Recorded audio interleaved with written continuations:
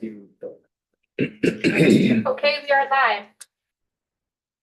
We are going to reconvene our afternoon testimony with our legislative council. All right, so I'm on section 31 of Act 181. And this is the end of the Act 250 parts, and then we'll get into the municipal and regional planning sections, which I think I'll probably do in higher level. But section 31 lists all the exemptions that are created as part of this new program.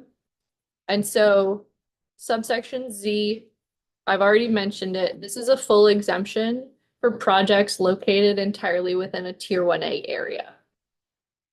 So obviously that doesn't start until the area has actually been approved by the board. So that won't happen until 2026. But there are interim exemptions until then. So I've already mentioned a couple. There's the priority housing project cap that currently has been removed. So there's exemption for priority housing projects. Can you, members may not be aware of what a priority housing project is. Sure. So a priority housing project is a defined term under Act 250. They are projects that are eligible for exemption from Act 250. They have to be a housing project, and 20%, at least 20% of the units need to be affordable as defined in Act 250. And that is 30%, I believe, of the area affordable for at 30% of the area median income. And it has to be affordable for at least 15 years. So there has to be a covenant or provision in the deed requiring that there is affordability for at least 15 years. So it's a project where at least 20% of the units are affordable for at least 15 years. And they have to be located in a downtown or village center or new town center. So they have to be located in one of the designated areas also. So they are considered a priority because they are affordable housing located in the designated areas. This bill is making some changes that will, I think will require the definition of priority housing project to change at some point. This is more of a flag for the future, but you are lining up the designated areas with, in theory, with these Tier 1A areas where there will be exemptions. And so if all the designated areas are in the Tier 1A areas and there's an exemption, priority housing projects no one may end up using that qualification anymore. But so that until this point has been one of the exemptions that existed under Act 250 for affordable housing projects. Tier 1B, as I already mentioned, in areas that do get designated as Tier 1B, there will be an exemption for 50 units or fewer of housing located on 10 acres or less, including projects that have mixed use development. So if it's a mixture of commercial and housing, again, 50 units will be exempt. For the projects in the Tier 1A areas, there's going to be a process in the next section for the municipality to take over existing Act 250 permit conditions and add them to their municipal permits. And so, again, this new system is setting up that it's removing the duplication of Act 250 oversight and relying on the municipality to provide the oversight that Act 250 previously provided. And so they have to, the town has to be enforcing the prior permit conditions that were part of that Act 250 permit. Additionally, there are some other exemptions in this section. There's an exemption from Act 250 for the construction of a hotel or converting of a hotel or motel into permanently affordable housing. Also, until July 1, 2028, no permit or permit amendment is required for one accessory dwelling unit, constructed within or pertinent to a single family dwelling. And until July 1, 2028, there's no permit needed for converting a commercial structure to 29 or fewer housing units. So these are some housing exemptions, and now there's even more housing exemptions in Romanet D. So until January 1, 2027, no permit is needed for the construction of 75 or fewer units located within a new town center, a designated growth center, or a designated neighborhood development area if they are served by sewer and water, or the sewer or water or soils are adequate for wastewater disposal. And they can't be located in the river corridors and floodplains. Representative Tagliavini. What is the definition of a housing unit? A unit per single, it's a single housing unit. Apartment or home, single family home, a duplex? Would So a it include like an apartment? An apartment, yes. A duplex is defined as 2 or more units in the same building. So a unit is the smallest unit of measurement for housing. What, general question on this section, what are these being exempted from? 250 exemption, exempted from what? Act 250? In its entirety? Yeah, So none of the 10 criteria need to be met. correct. They don't need a permit or a permit amendment. So In these particular areas. in the particular areas that are identified, so if there's somebody comes across some artifacts, well, I mean, just total exemption. No, you don't have to do, you don't have to meet any of the criteria. How So about it? the intent was that there will be municipal zoning regulations that will at least cover most, if not all, of the Act 250 criteria that would have been applicable. But yes, the Act 250 oversight is being removed. Does that mean that the town itself needs to take on doing whatever its own bylaws say that it would do instead of?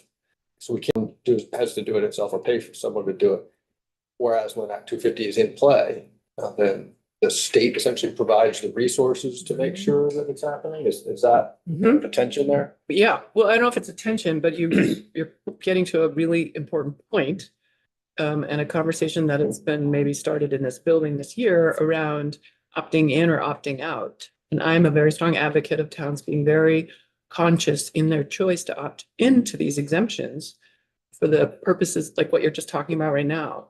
We actually don't know the number of towns who, at 50 years later, if you don't have the basic requirements to meet, to be a 10-acre town, there may be all kinds of reasons why a town finds themselves in that position. One of them being a desire to have development review happen on larger developments through Act 250. So a town is getting a benefit, presumably if if this encourages housing or economic development where they want it, but they also need to show that they can oversee all of the issues that can arise in land use change for neighbors and communities. And so it's pretty targeted right now in the geographic areas that it applies to, this exemption. And we're standing up a more robust review of the planning that goes on at our towns and our regional planning commissions. So one of the things that's happened over the decades is that when Act 250 started, we didn't have a lot of local planning or zoning. And so it filled a huge need. And then towns of larger towns typically, but many small towns have done great planning too. They've sort of grown up and become able to take on some of that review. So we're in this moment of transition of finding our way, adding some accountability to the planning that's happening, while also empowering towns that want to do it take on their own. And when they take it on their own, they're taking on it relative to their own criteria in their own bylaws, not relative to the Act 250 criteria. In the moment, in what Ellen is going through right now are these exempt areas that are it's pretty open. But in the transition, we did try to pull in the majority of those 10 criteria. I was an advocate of bringing them all in. Into the requirements that a town would need to consider in reviewing larger developments in their exempt areas.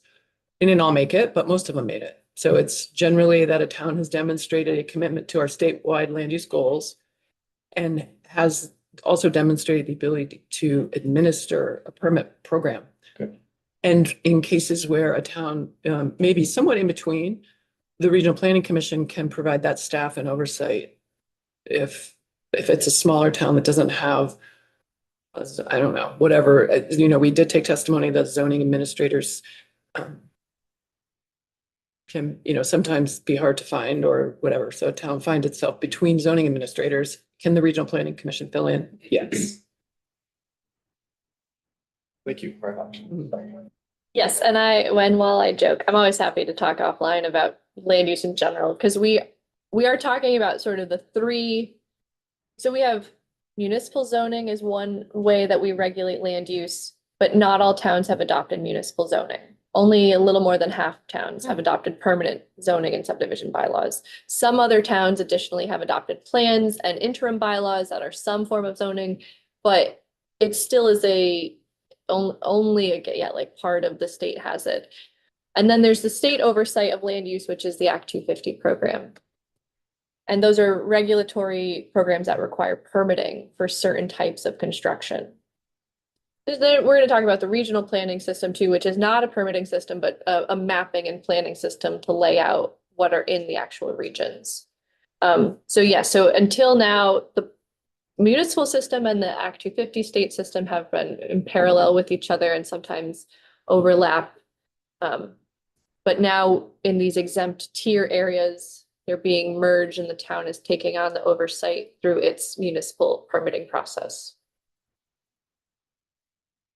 Representative Logan. Thanks. Yeah.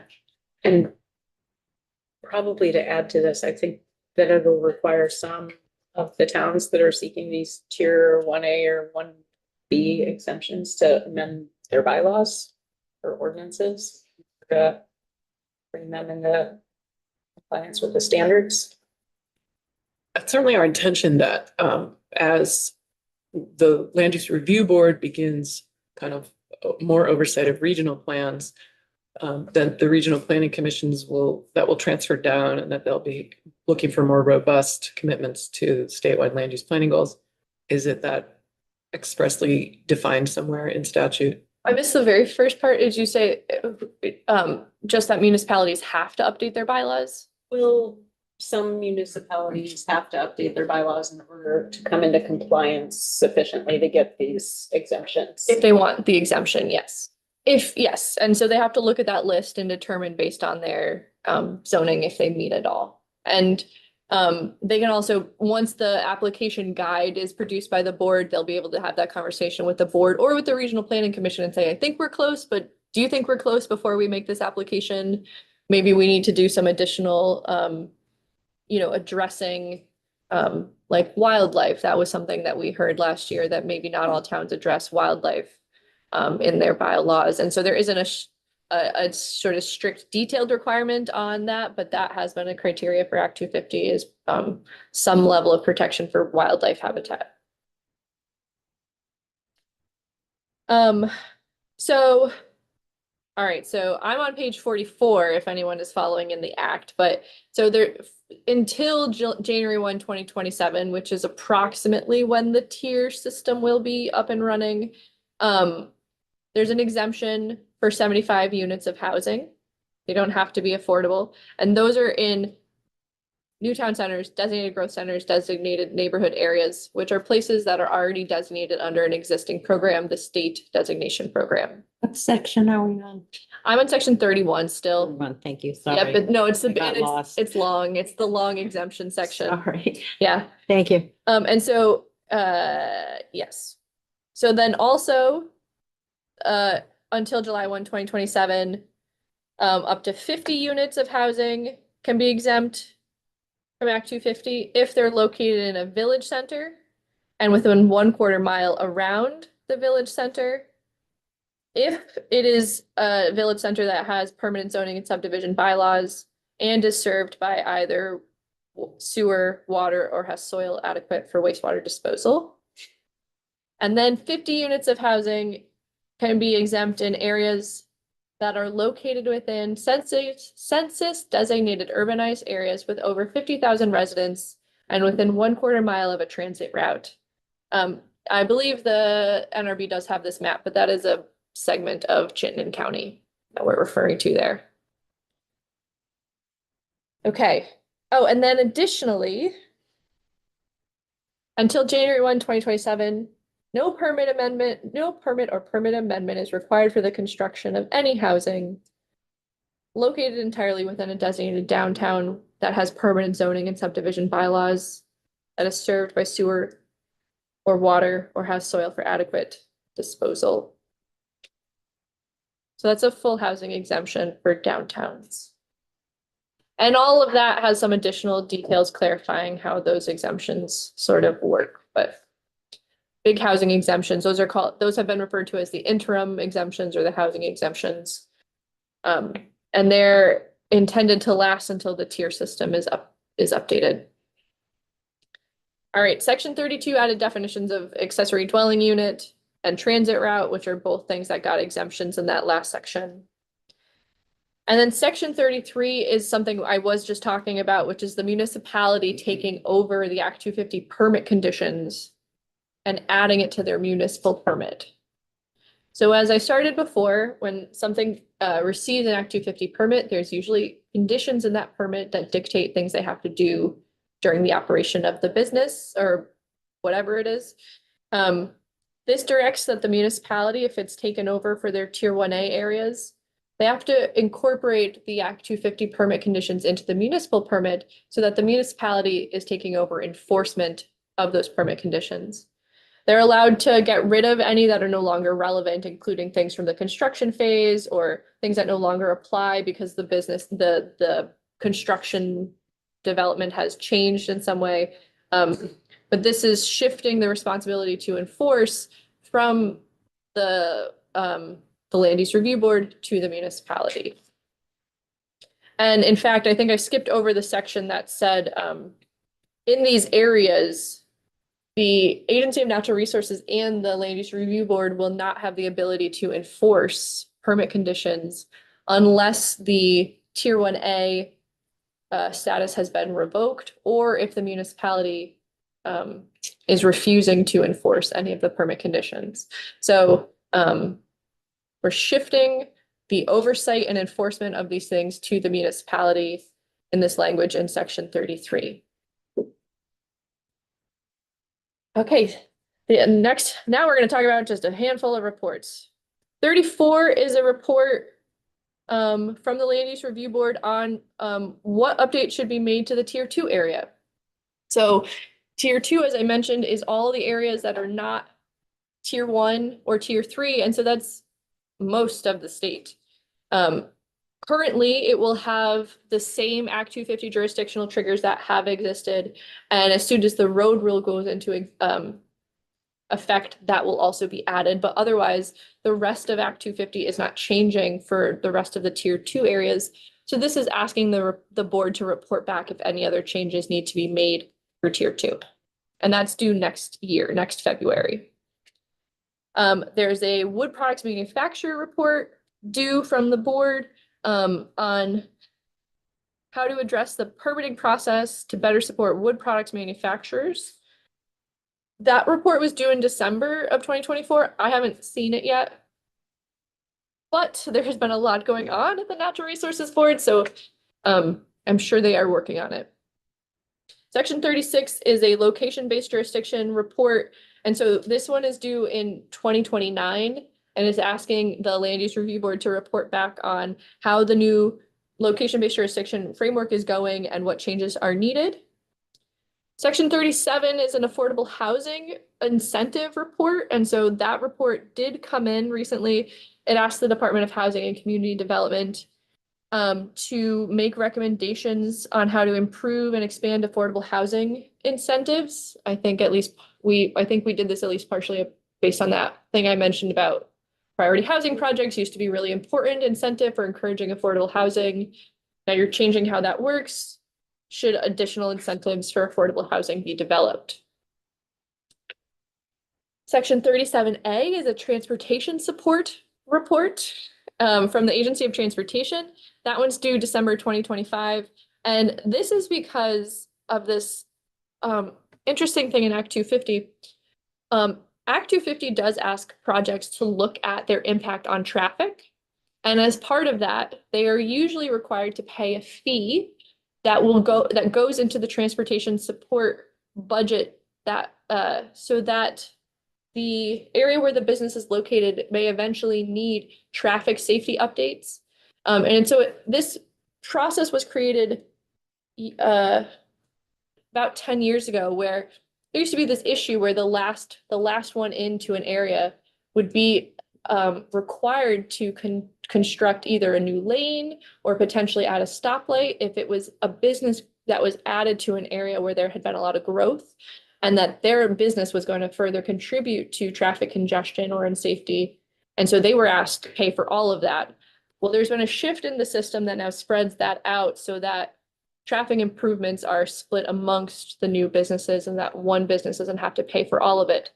But since you've created these exemption areas, towns don't do that same process. And so there is probably going to need to be a backfill potentially on how we pay for transportation upgrades in these areas where new developments are created.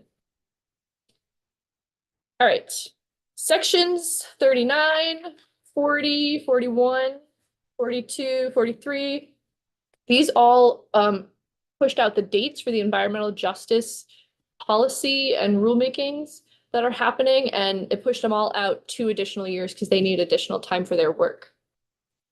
Section 44 allows the environmental court to allow amicus briefs to be filed in land use cases. That was something that we thought was already allowed, but this is just clarifying that they can do that.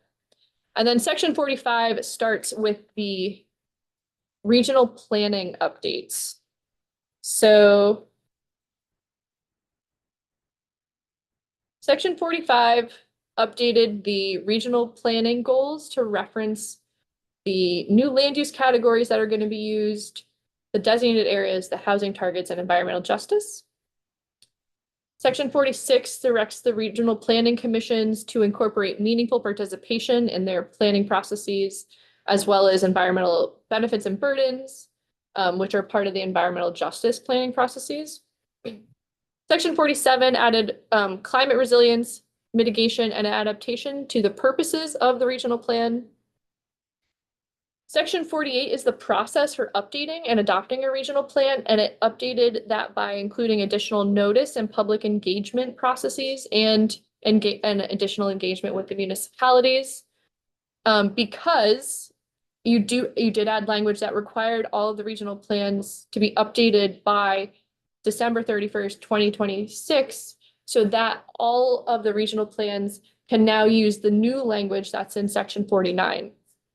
So section 49 is a big section, and the intent is to, there are these 11 existing regional plans with their maps, and it's introduced a bunch of terms that they all need to use now so that they're all using the same consistent terms, and that all the maps are defining areas in the same way so that they can all be used together for the whole state, and then that they can be used as part of the Act 250 tier process. So some of the regional plans will not need to make significant revisions, just minor revisions to use these new terms, but they'll need to do that update by December 31st of 2026 and use the new land use categories that have been added in section 49. I was not going to go through them because I do think you should hear from the planners on how all that works. There was an additional report in section 50 about the planners hiring a contractor to do some study on strategic opportunities for them. I believe that study is late, but in the works. So you'll also be receiving that at some point.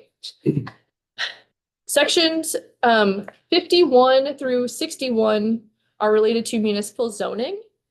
So these are zoning changes that are largely related to encouraging housing development. I don't want to be overly general, but they are related to this overall bill, which has to do with not only community resilience and biodiversity protection, but also encouraging towns to make smart growth decisions and encourage housing. So section 51 changed should to a shall for the town plans to use the housing element. Section 52 changed the zoning requirements so that density and minimum lot size cannot be more restrictive. It also had the density bonus being rounded up to the whole unit. And it also prohibited functional family zoning, which is when zoning prohibits people who are not related from living together, which was not prevalent in Vermont, more of a preemptive sort of thing. Section 43 limited what aspects of town can regulate in regards to hotels and motels that are being converted to permanently affordable housing.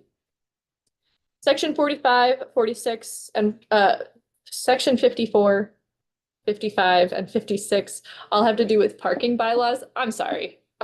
Yeah, I was like, wait, we're back to the 40? I know. Sorry. There's So many things, and I know you all have to be out of here soon. So the 54, 55, and 56 also relate to parking bylaws under zoning. So it allows towns to adopt specific zoning bylaws related to parking and some provisions that need to be included. 55 was rounding up the required number of parking spaces to a whole number. And then 56 was changing the effective date on the parking bylaw requirement. Section 57 was deleted. Section 58 made a change for how the timing on municipal panels issuing permits.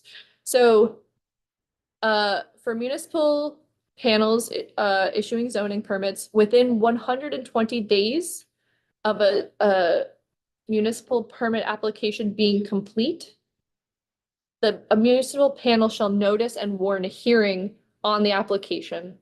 And so this was addressing a concern that once someone has filed an application for a zoning permit, there was concern that towns were taking long time to actually get them heard at a hearing so that the permit could be issued. And so this is saying within 4 months of the application being complete, there has to be a hearing on the books for that application to be heard.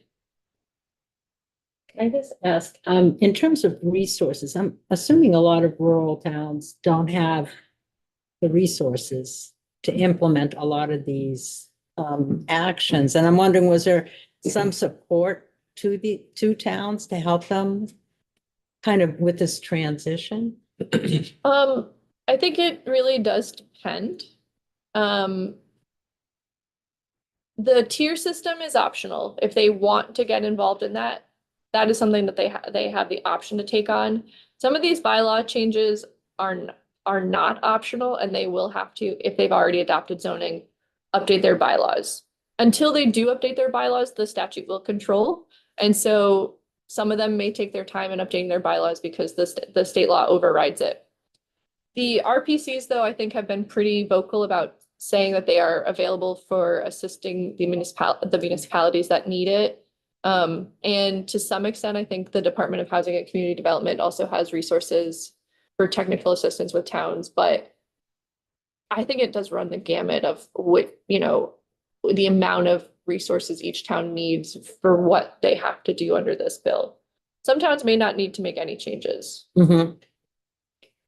And important to remember, towns are already doing this. Mm-hmm. I mean, we've been doing planning and zoning Right. for decades. Right. So, and we periodically update the requirements in statute. It's just, Wouldn't this be considered a large update?